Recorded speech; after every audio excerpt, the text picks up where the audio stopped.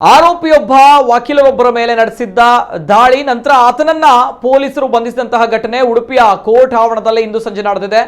ಶಾಹಿದ್ ಮಂಚಿ ವಕೀಲರಿಗೆ ಹಲ್ಲೆ ನಡೆಸಿರುವಂತಹ ಆರೋಪಿಯಾಗಿದ್ದಾನೆ. ಗುರು ಎಂಬುವರು ಹಲ್ಲೆಗೆ ಒಳಗಾದಂತಹ ವಕೀಲರಾಗಿದ್ದಾರೆ ಎಂದು ತಿಳಿದು ಬಂದಿದೆ.